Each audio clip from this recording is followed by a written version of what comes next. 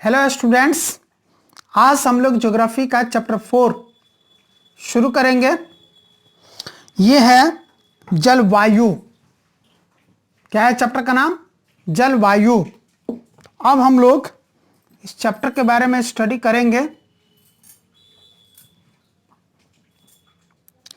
पिछले 2 अध्यायों में आप हमारे देश के स्थलाकृतियों एवं अपवाह के बारे में पढ़ चुके हैं। पिछले 2 अध्याय जरा पलट के देखें हम।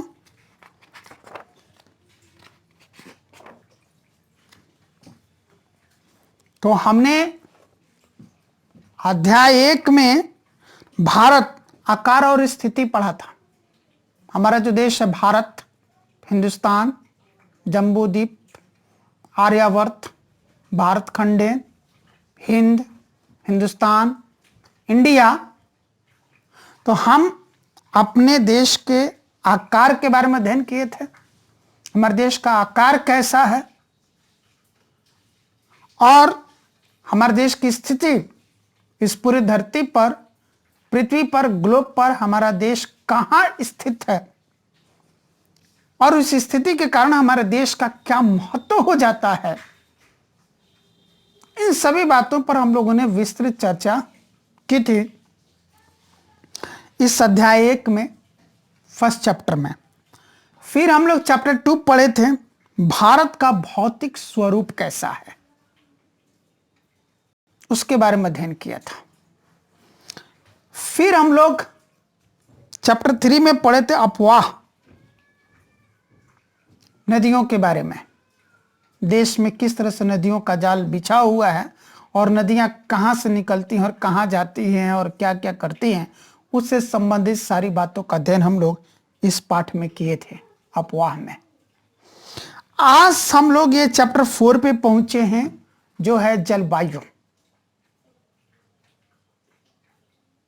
हमारे देश का जलवायु कैसा है, यहाँ की जलवायु कैसी है, क्लाइमेट, उसके बारे में हम लोग यहाँ पर अध्ययन करेंगे।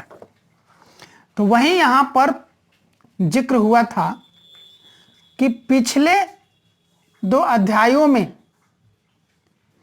आप हमारे देश के स्थलाकृतियों, अपवाह के बारे में पढ़ चुके हैं। इन 2 चीजों के बारे में आप पढ़ चुके हैं। हमने पढ़ाया आपको किसी क्षेत्र के प्राकृतिक पर्यावरण को समझने के लिए आवश्यक 3 मूल तत्वों में से 2 तत्व यही हैं। अगर किसी भी क्षेत्र की प्राकृतिक पर्यावरण को आप समझना चाहते हैं, कोई क्षेत्र का प्राकृतिक पर्यावरण कैसा है, नेचुरल एनवायरनमेंट कैसा, अगर आप ये समझना चाहते हैं तो उसके लिए 3 चीजें जरूरी हैं।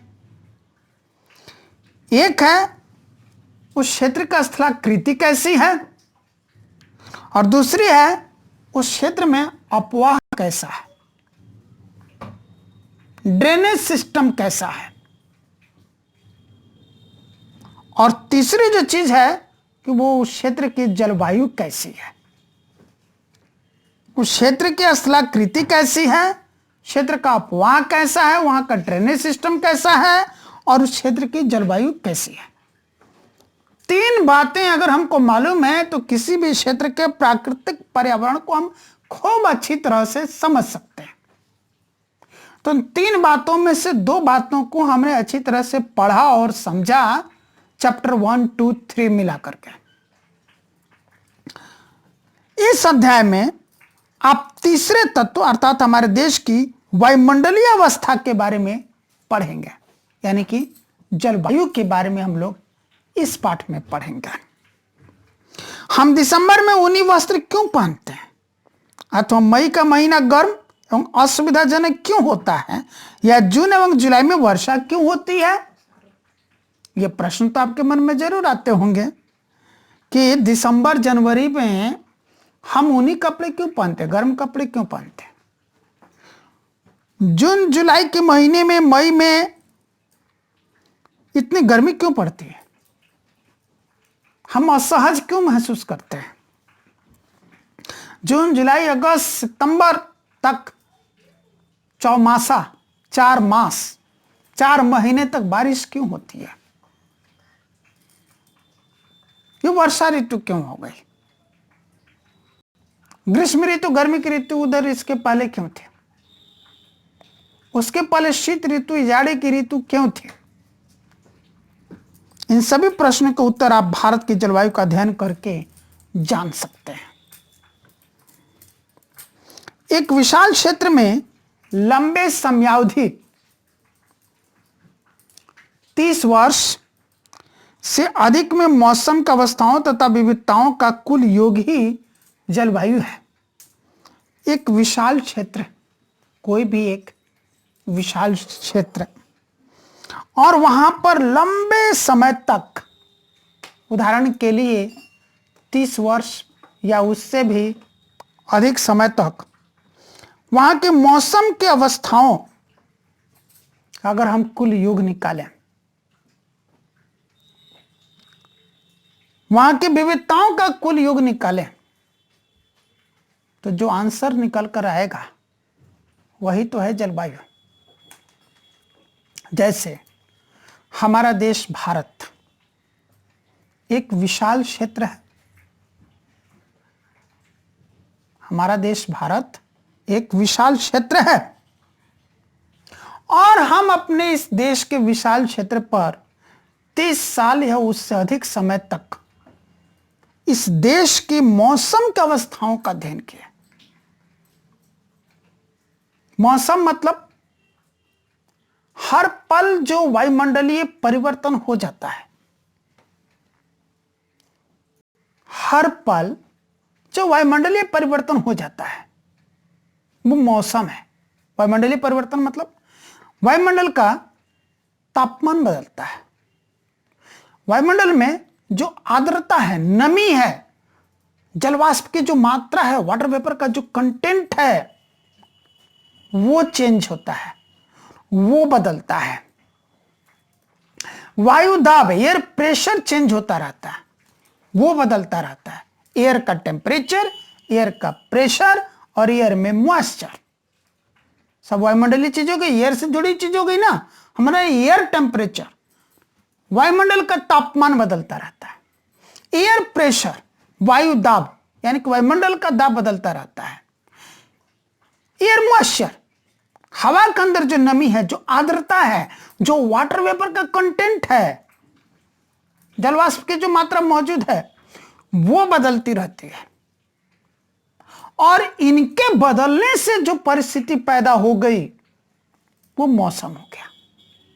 कहते हैं कि आज मौसम बहुत सुहाना है। इसका अर्थ है कि वायुमंडलीय जो तापमान है वो हमारे लिए कंफर्टेबल है, आरामदायक है। एटमॉस्फेरिक टेम्परेचर, एटमॉस्फेरिक प्रेशर भी और एटमॉस्फेरिक मॉइस्चर भी, ह्यूमिडिटी भी, वो सब कुछ हमारे लिए कंफर्टेबल है, तो मौसम सुहाना है। मौसम सर्द है ऐसा कहते हैं, इसका अर्थ है कि ये टेम्परेचर डिक्रीज हो गया है, बहुत कम हो गया है, तो हमको कूलनेस का फील दे रहा है, ठंडेपन का एहसास दे रहा है, तो हम कह रहे कि मौसम ठंड है। आज मौसम बहुत गर्म है।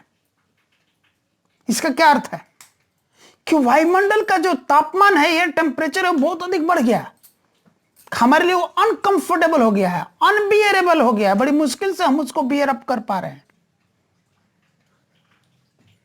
यानी कि आज का मौसम बहुत गर्म है, बहुत उमस है, मतलब वायुमंडल में जो मॉइस्चर है उसकी मात्रा बहुत अधिक बढ़ गई है, आर्द्रता, नमी बढ़ गई है। अब नतीजा क्या हुआ? गर्मी की वजह से हमारा शरीर जो पसीना छोड़ रहा है वो पसीना नहीं सूख रहा है, क्योंकि हर चीज की एक लिमिट होती है।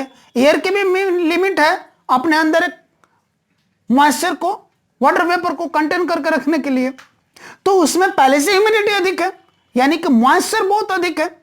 वो जितना मॉइस्चर अपने अंदर कंटेन कर सकती थी एयर, उतना मॉइस्चर ऑलरेडी उसमें भर चुका है, कंटेन हो चुका है। अब और मॉइस्चर उसमें नहीं जा सकता, वाटर वेपर नहीं समा सकता।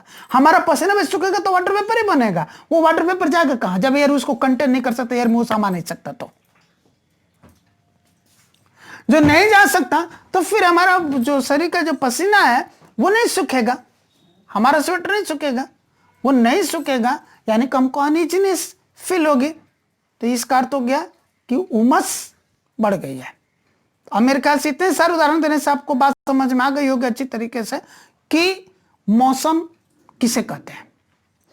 तो एक लंबे समय तक ये जो मौसम की अवस्थाएं हैं, 30 साल या उससे अधिक समय तक उसका अध्ययन किया जाता है, उसका योग निकाला जाता है, और उसकी वजह से जो विविधताएं पैदा होती हैं उन विविधताओं का योग निकाला जाता है, और उन सब का जो योग निकल करके आता है, सम जो निकल करके आता है, जो आंसर निकल करके आता है, उसको हम लोग कहते हैं जलवायु, क्लाइमेट।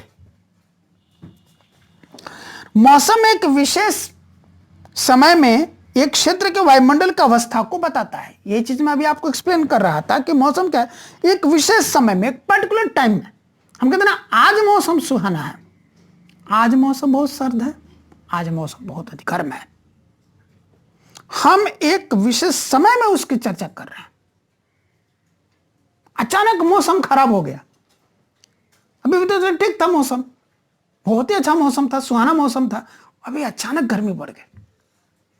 यानी कि एक विशेष समय में यह होता है, और एक क्षेत्र के वायुमंडल की अवस्था को बताता है।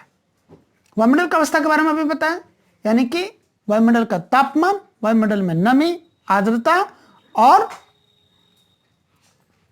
वायुदाब, यहां तक कि विंड स्पीड, हवा की जो गति है वो भी इसमें शामिल हो जाती है। मौसम तथा जलवायु के तत्व जैसे तापमान, वायुमंडलीय दाब, पवन, आर्द्रता तथा वर्षण एक ही होते हैं, चाहे वो मौसम के तत्व हो या जलवायु के तत्व हो, दोनों तो एक ही होंगे। क्योंकि एक बड़े भूभाग पर, एक बड़े क्षेत्र के ऊपर एक लंबे समय तक क्या मौसम में परिवर्तन आता है, उसकी वजह से क्या वहां की विविधताएं होती हैं, उन सभी का कुल योग ही तो जलवायु है। यानी कि जो तत्व मौसम के लिए वही तत्व जलवायु के लिए होगा। मौसम का ही तो समम, मौसम का ही तो योग जलवायु है ना। तो तापमान, अब कौन कौन से तत्व हैं? मौसम के भी वही तत्व है और जलवायु के भी वही तत्व है। कौन कौन से हैं ये? तापमान, temperature, air temperature, atmospheric temperature, वायुमंडलीय दाब, एयर प्रेशर, एटमॉस्फेरिक प्रेशर, पवन, जब वायु स्थिर है, हवा स्थिर है, तो हम उसको कहते हैं वायु, और जब वही हवा बहने लगती है तो पवन। यानी कि हवा जब स्थिर है, इंग्लिश में एयर, और जो बहने लगती है, ब्लो करने लगती है, तो विंड। तो यहां हम बात कर रहे हैं विंड की, यानी कि पवन की, बहने वाली हवा की। आर्द्रता, ह्यूमिडिटी, नमी, वायुमंडल में जल वाष्प की मात्रा।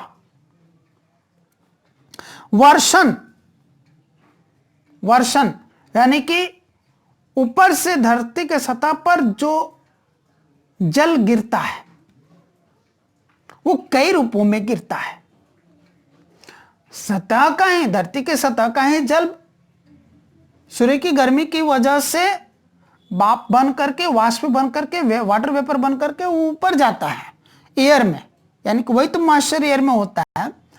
और जब एटमॉस्फेरिक टेम्परेचर डाउन होता है तो वही जो वाटर वेपर है एटमॉस्फेयर में वो कंडेंस होता है, और कंडेंस होकर के वाटर ड्रॉपलेट्स बनाता है, और वही वाला वाटर ड्रॉपलेट्स नीचे कई रूपों में गिरता है। कभी वो ओस के रूप में, कभी धुंध के रूप में, कभी कोहरे के रूप में, कुहासा, कभी बूंदाबांदी के रूप में, कभी बारिश के रूप में, कभी तेज और मूसलाधार बारिश के रूप में, कभी स्नोफॉल के रूप में, बर्फबारी के रूप में, कभी ओले के रूप में, पत्थर जैसे गिरने लगता है वो। यानी कि वही चीज कई रूपों में नीचे गिरता है। तो जलवाष्प का कंडेंस होकर, संघनित होकर कई रूपों में नीचे गिरने को वर्षण कहते हैं। यानी कि जितने सारे मैंने नाम आपको बताया वो सब के सब वर्षण के प्रकार हो गए। ओस, धुंध, कोहरा, कुहासा, बूंदाबांदी, बारिश, मूसलाधार बारिश, ओलावृष्टि, हिमपात, ये सब वर्षण के प्रकार हो गए। तो मौसम को ये सब मिल करके प्रभावित करते हैं। कौन कौन से जी? तापमान, वायुमंडलीय दाब, पवन, आर्द्रता तथा वर्षण। 5 हो गए ना, ये पांचों मिलकर उसको प्रभावित करते हैं। यहां लिखे हैं ना, तापमान, वायुमंडलीय दाब, पवन, आर्द्रता तथा वर्षण। आपने अवश्य ध्यान दिया होगा कि मौसम की अवस्था प्रायः एक दिन में ही कई बार बदलती है। एक दिन में कई बार बदल जाती है। अचानक बहुत गर्मी, अचानक काले काले बादल आ जाते हैं, बादल गरजने लगते हैं, बिजलियां चमकने लगती है, तेज बारिश शुरू हो जाती है और फिर झटपट थोड़ी देर में बारिश खत्म और फिर से तेज धूप। अचानक तापमान में गिरावट आ जाती है। अभी जब गर्मी से बेहाल थे, ठंड का एहसास होने लगता है। अभी जब पंखे चला रहे थे, अब खोजने लगते हैं चादर, शॉल या फिर कंबल ओढ़ने के लिए। तो एक ही दिन में मौसम कई बार अपना रंग बदलता है। लेकिन फिर भी कुछ सप्ताह, महीनों तक वायुमंडलीय अवस्था लगभग एक समान ही बनी रहती है। जैसे दिन गर्म या ठंडे, हवादार या शांत, आसमान बादलों से घिरा या साफ तथा आर्द्र या शुष्क हो सकते हैं। महीनों के औसत वायुमंडलीय अवस्था के आधार पर वर्ष को ग्रीष्म या शीत या वर्षा ऋतु में विभाजित किया गया है। एक लंबा समय ले लिया, कुछ सप्ताह या कुछ महीनों तक लगभग एक जैसी दशा बनी हुई है। तेज गर्मी है, तापमान, वायुमंडलीय ताप बहुत अधिक है, तो हम कहते हैं ग्रीष्म ऋतु है। लगातार कुछ लंबे समय तक बारिश ही बारिश हो रही है, तो कहते हैं वर्षा ऋतु है। लगातार कुछ महीनों तक, कुछ हफ्तों तक ठंड पड़ती रहती है, हमें ठंड लगती है, तो हम कहते हैं यह शीत ऋतु है, ठंडे की ऋतु है। यानी कि ये जो ऋतुएं बनी हैं, यह भी तो मौसम का ही योग है। लेकिन मौसम हो गया एक समय विशेष के लिए, छोटे समय के लिए जो वायुमंडलीय अवस्थाओं में परिवर्तन हो रहा है, कुछ पल के लिए, कुछ मिनट्स के लिए, कुछ घंटे के लिए, तो वो मौसम है। और यही एक थोड़ा लंबा समय ले लेते हैं, कुछ सप्ताह या कुछ महीने, इसके बीच में जो वायुमंडलीय परिवर्तन होता है तो वो ऋतु का रूप ले लिया। तो एक साल के अंदर ये ऋतुएं हो गई, मुख्य रूप से 3 ऋतुएं हो गई, जाड़ा, गर्मी और बरसात। अब ये एक बहुत लंबे समय पर ले लिया, 30 साल या उससे भी अधिक समय का औसत ले लिया, तो वो जलवायु का रूप ले लेता, वो जलवायु हो गए।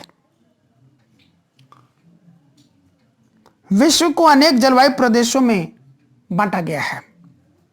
क्या आप जानते हैं कि भारत की जलवायु कैसी है तथा ऐसा क्यों है?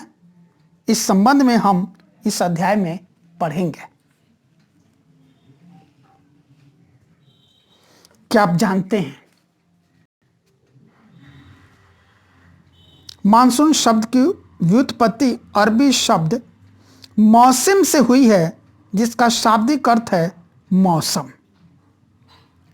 मानसून एक अरबी शब्द से बना हुआ है।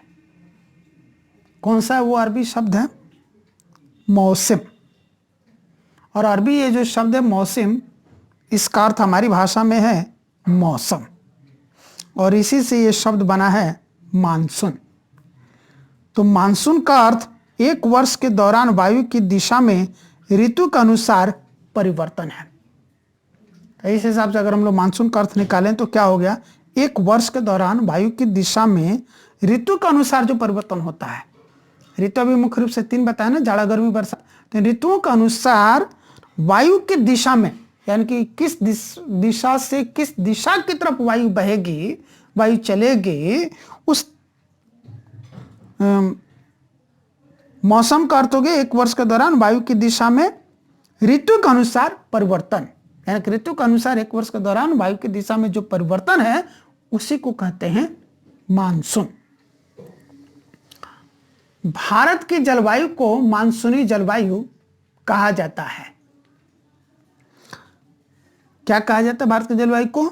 मानसूनी जलवायु। याद रखना आपको, भारत की जलवायु को क्या कहते हैं? मानसूनी जलवायु। इस प्रकार की जलवायु मुख्यतः दक्षिण तथा दक्षिण पूर्व एशिया में पाई जाती है। किस एशिया में पाई जाती है?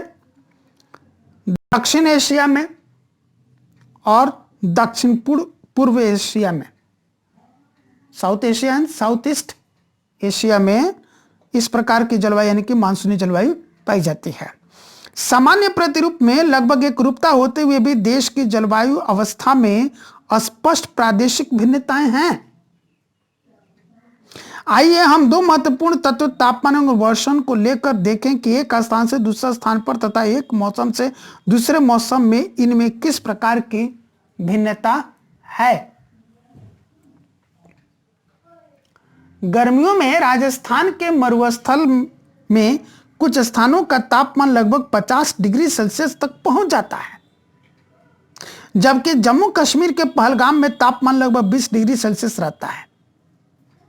सर्दी की रात में जम्मू कश्मीर में द्रास का तापमान -45 डिग्री सेल्सियस तक हो जाता है, जबकि तिरुवनंतपुरम में यह 20 डिग्री सेल्सियस हो सकता है। यानी कि एक ही ऋतु में हमारे देश के अलग अलग हिस्सों का जो वायुमंडलीय दशा है, वायुमंडलीय परिस्थिति है, वो अलग अलग होती है। इतना विशाल, इतना विस्तृत क्षेत्र हमारे देश का विविधताओं से भरा हुआ है कि एक ही ऋतु में, ऋतु एक ही है, समय एक ही है, फिर भी देश के अलग अलग हिस्सों में वायुमंडलीय दशा अलग अलग है। यहां उदाहरण दिया ग्रीष्म ऋतु की, गर्मियों की, कि उस ऋतु में वहीं जहां राजस्थान में कई जगहों का तापमान 50 डिग्री सेल्सियस, 50 डिग्री सेल्सियस तक पहुंच जाता है, उस समय जम्मू और कश्मीर में सिर्फ 20 डिग्री सेल्सियस टेम्परेचर आता है। 30 डिग्री सेल्सियस टेम्परेचर का डिफरेंस हो गया एक ही देश के अंदर। उसी तरह सर्दियों में जहां जम्मू कश्मीर के द्रास का टेम्परेचर होता है -45 डिग्री सेल्सियस, वहीं तिरुवनंतपुरम का टेम्परेचर 20 डिग्री सेल्सियस होता है। यहां पर दोनों के टेम्परेचर में, देश एक ही देश के दोनों हिस्से हैं, द्रास भी इसी हिंदुस्तान का, इसी इंडिया का हिस्सा है, तिरुवनंतपुरम भी इसी इंडिया का हिस्सा है, पर दोनों का टेम्परेचर में यहां पर डिफरेंस हो गया 65 डिग्री सेल्सियस का।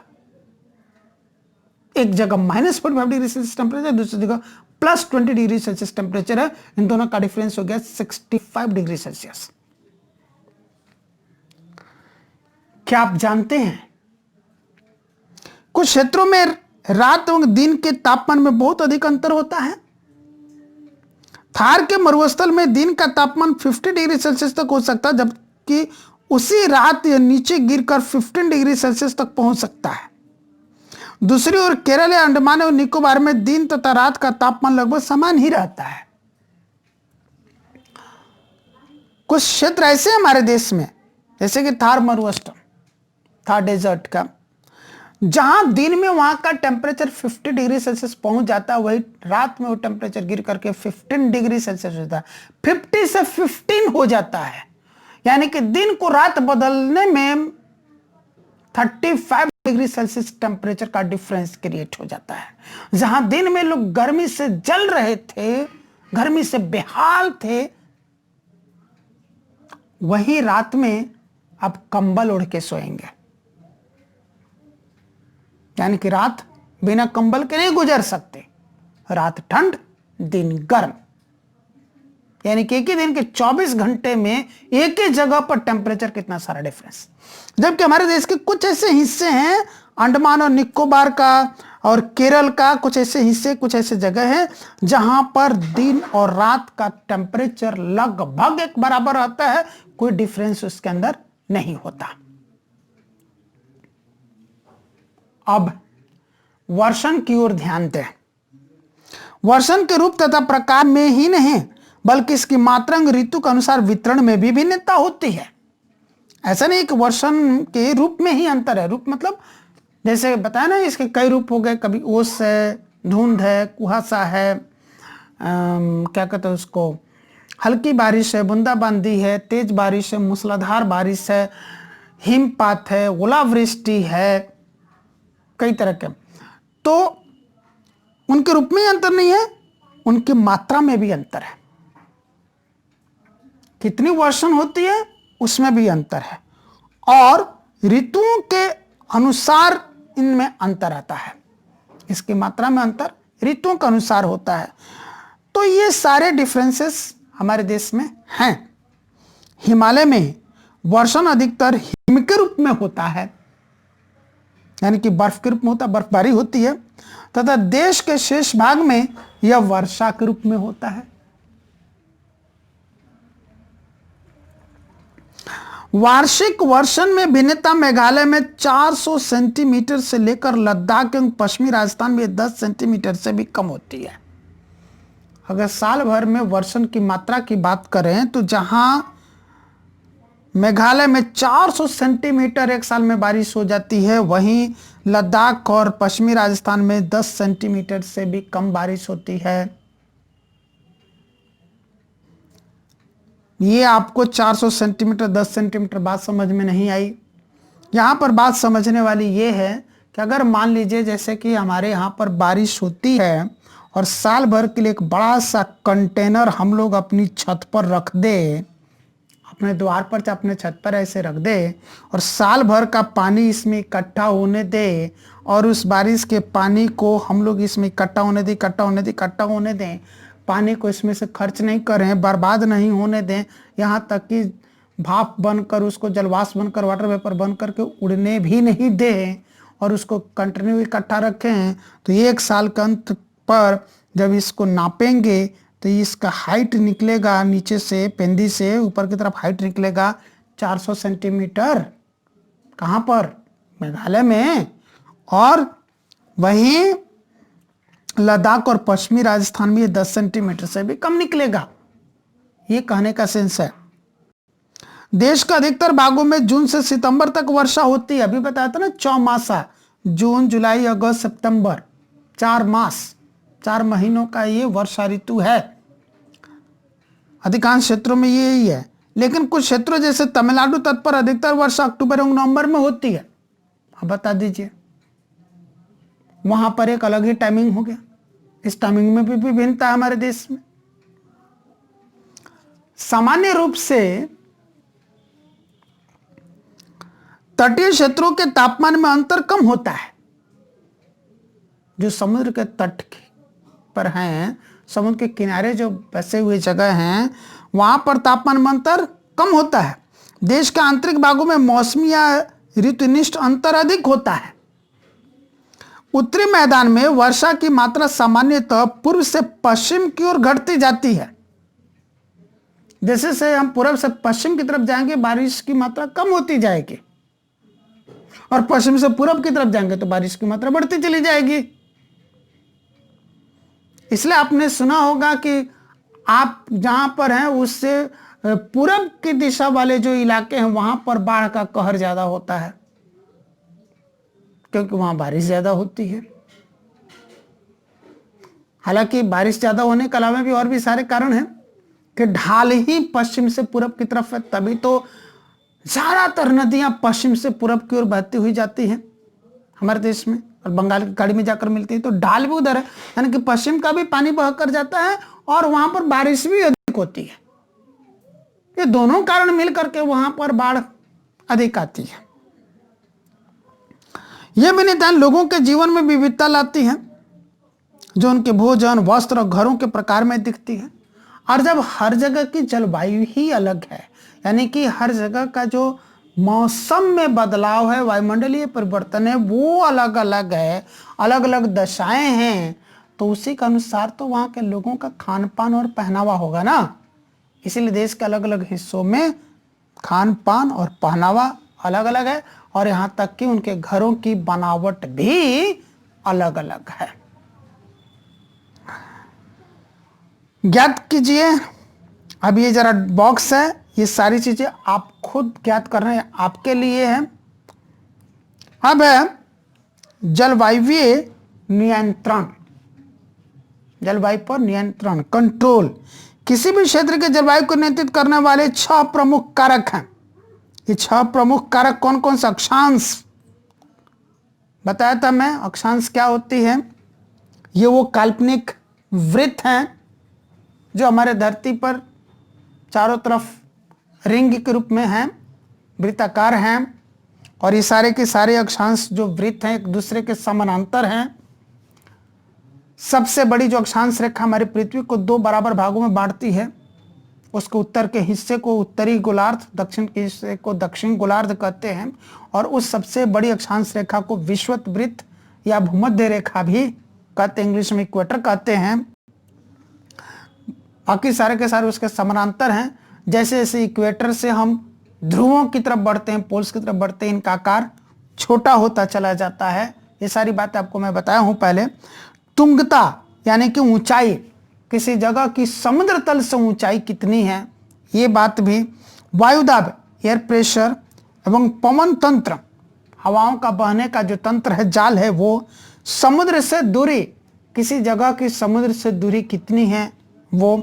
महासागरीय धाराएं, जिस महासागर के प्रभाव में क्षेत्र है उस महासागर में किस तरह की धाराएं चलती हैं, जलधाराएं, गर्म जलधारा चलती है कि ठंडी जलधारा चलती है। तथा उच्चावच,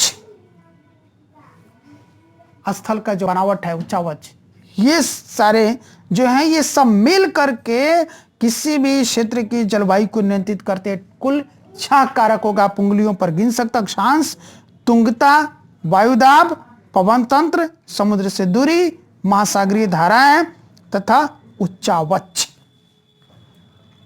हमें पृथ्वी की गोलाई के कारण, पृथ्वी का आकार आपको तो मालूम है, गोलाकार है। बगल से देखते हैं तो अंडे के आकार की है, और ध्रुवों पर देखते हैं तो संतरे के आकार की है। कुल मिलाकर के पृथ्वी का आकार गोलाकार है। तो पृथ्वी की इस गोलाई के कारण इसे प्राप्त सौर ऊर्जा की मात्रा अक्षांशों के अनुसार अलग अलग होती है। इसके परिणाम स्वरूप तापमान विषुवत वृत्त से ध्रुवों की ओर घटता जाता है। जब कोई व्यक्ति पृथ्वी की सतह से ऊंचाई की ओर जाता है तो वायुमंडल की सघनता कम हो जाती है तथा तापमान घट जाता है। यानी कि विषुवत वृत्त से भूमध्य रेखा से जैसे हम ध्रुव की तरफ जाते हैं वैसे वैसे तापमान घटता चला जाता है, और समुद्र तल से हम जैसे जैसे ऊपर की तरफ उठते हैं, वायुमंडल में जाते हैं, तो वैसे भी तापमान घटता चला जाता है। इसलिए पहाड़ियां गर्मी के मौसम में भी ठंड होती हैं, क्योंकि पहाड़ की चोटी समुद्र से बहुत ऊंची है। और अभी भी बताया कि समुद्र से हम जैसे जैसे ऊपर उठते हैं तापमान घटता जाता है, तो उसकी चोटी पर तो तापमान कम होगा ही होगा। किसी भी क्षेत्र का वायु दाब एवं पवन तंत्र उस स्थान का अक्षांश तथा ऊंचाई पर निर्भर करती है। इस प्रकार यह तापमान एवं वर्षा के वितरण को प्रभावित करता है। समुद्र का जलवायु पर समकारी प्रभाव पड़ता है।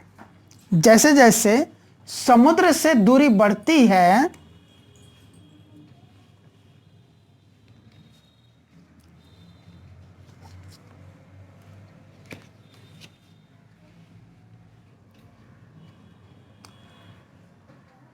यह प्रभाव कम होता जाता है एवं लोग विषम मौसम अवस्थाओं को महसूस करते हैं।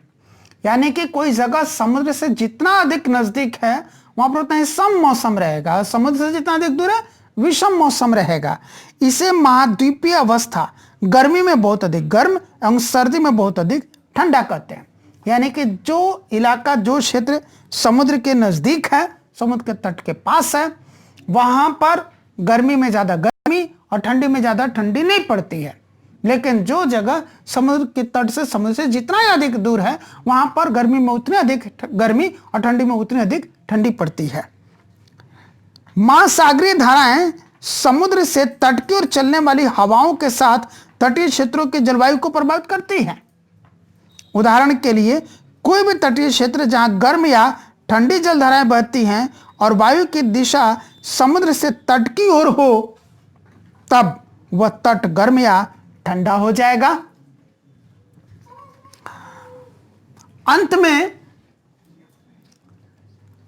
किसी स्थान के जलवायु को निर्धारित करने में उच्चावच की भी महत्वपूर्ण भूमिका होती है। ऊंचे पर्वत ठंडी तथा गर्म वायु को अवरोधित करते हैं। यदि उनकी ऊंचाई इतनी हो कि वे वर्षा लाने वाली वायु के रास्तों को रोकने में सक्षम होते हैं तो ये उस क्षेत्र में वर्षा का कारण भी बन सकते हैं। पर्वतों के पवन विमुख ढाल सूखे रहते हैं। पवन विमुख ढाल यानी कि मानिए कि यह एक पर्वत है, यह क्या है, एक पर्वत है। ऐसे मान लीजिए ये एक पर्वत है और इधर से हवा आ रही है, इधर से, है ना। इसको ऐसे बनाते तो आपको ज़्यादा अच्छी तरह से दिखेगा।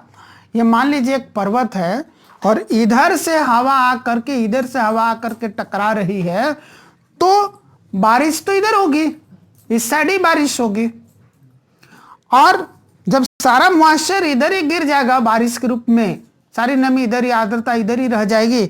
बाद में अगर ये पवन ऊपर हल्की होकर उठ करके इस पार जाती भी है, अब इस पार आ गई, तो इस पार क्या है, नमी तो हवा में बची नहीं, मॉइस्चर बचा नहीं, तो इधर बरसेगा कहां से, बारिश ही नहीं होगी। तो ये जो ढाल हो गई ये पवन विमुख ढाल हो गया। इधर से हवा आ रही थी तो ये वाला जो ढाल हो गया पहाड़ का, ये पवन विमुख ढाल हो गया। और पवन विमुख ढाल सूखे रहते हैं क्योंकि वहां पर बारिश नहीं होती है। तो आज हम लोग अपनी क्लास यहीं पर टर्मिनेट करते हैं। इसका आगे की जो कहानी है कि भारत की जलवायु को प्रभावित करने वाले कारक, इस पर चर्चा हम लोग अगली कक्षा में करेंगे। धन्यवाद।